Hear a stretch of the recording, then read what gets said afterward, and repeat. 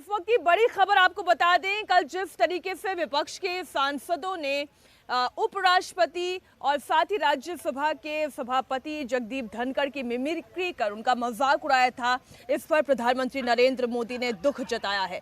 प्रधानमंत्री नरेंद्र मोदी ने जगदीप धनखड़ से फोन पर बात की और इस पूरी घटना पर दुख जताते हुए उन्होंने कहा कि मैं 20 सालों से ये अपमान सह रहा हूं, ये घटना बेहद दुर्भाग्यपूर्ण है।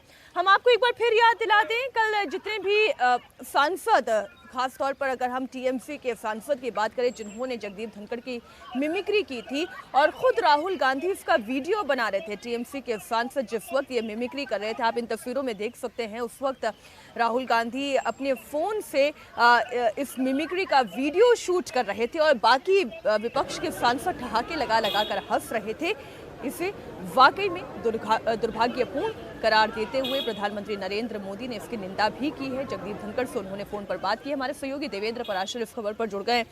देवेंद्र, प्रधानमंत्री नरेंद्र मोदी ने दुख जताया है और साथ ही उन्होंने कहा कि मैं 20 सालों से ये अपमान सह रहा हूं।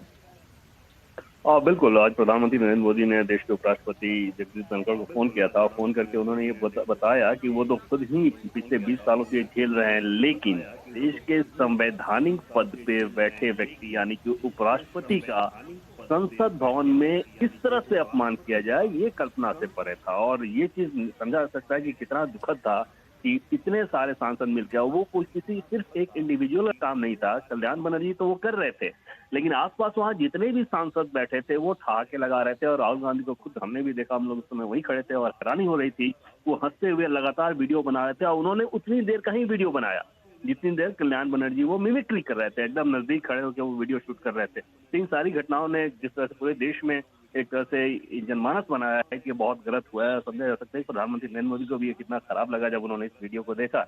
और उसी सिलसिले में अपनी एक तरह से कह सकते हैं कि संवेदना जाहिर करने के लिए इस पूरे मामले को लेकर उपराष्ट्रपति से उन्होंने फोन पर बात की। दूसरी तरफ उपराष्ट्रपति ने कहा कि ऐसी चीजों को, क्योंकि वो पब्लिक लाइफ में झेलते रहते हैं, इससे अपने कर्तव्य पथ पर वो डिगेंगे नहीं। इस पूरे एपिसोड को देखें तो ऐसा लगता है कि विपक्षी सांसदों ने एक तरह से एकदम से एक रणनीति बना रखी थी कि देश के उपराष्ट्रपति का मजाक उड़ाया जाए और उसके सहारे जो कि राज्यसभा के चेयरमैन भी हैं उनके ऊपर दबाव बनाया जाए। और वो भी तब देवेंद्र, जब आपको ध्यान होगा कि जगदीप धनखड़ ने अपने अभिवादन के तरीके को अपना संस्कार बताते हुए राज्यसभा के अंदर एक स्टेटमेंट दिया था और इसके बावजूद इस तरीके की हरकत करना ये इतनी अशोभनीय है।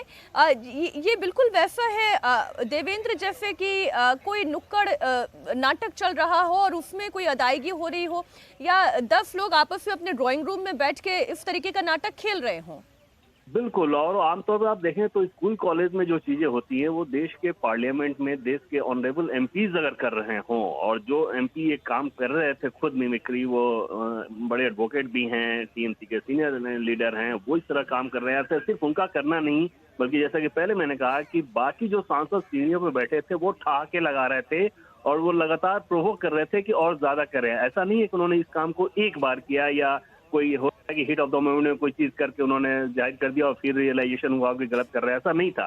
वो बार बार इस चीज को कर रहे थे। एक वंस मोर वाला जो अंदाज होता है उस अंदाज में सांसद ठहाके लगा के उनसे ये कह रहे थे। तो वाकई आज पूरे एपिसोड को अगर देखें ये घटना क्यों हो रही है, क्योंकि जब नई पार्लियामेंट बनी और बिजनेस एडवाइजरी कमेटी की बैठक हुई थी जिसमें सभी दल के सांसद थे, लोकसभा के अध्यक्ष थे, उपराष्ट्रपति राज्यसभा वाली कमेटी में थे, और वहां पर यह तय किया गया था कि कोई भी सांसद वेल में प्ले कार्ड वगैरह लेकर नहीं जाएगा, जिससे संसद की कार्यवाही बाधित होती है। दोनों सदनों को मिला के एक दिन में 15 करोड़ रुपए लगभग खर्च होता है। ये सारी बातें विरोध का, लेकिन ये तरीका देवेंद्र बहुत ही अशोभनीय है और वो भी एक संवैधानिक पद पर बैठे हुए व्यक्ति के खिलाफ इस तरीके का अशोभनीय व्यवहार करना, जिसकी आयु भी 72 साल है। कई सारे सांसदों में उनकी आयु बहुत ज्यादा है, उसके बावजूद ना पद की गरिमा ना आयु की गरिमा का ध्यान रखा गया। बहुत शुक्रिया देवेंद्र पूरी जानकारी के लिए आपका। तो जो तस्वीरें आपने कल देखी, संसद में आज भी कुछ उसी तरीके की तस्वीरें दिखाई देगी, ऐसी पूरी संभावना नजर आ रही है। हंगामा होना तो तय है।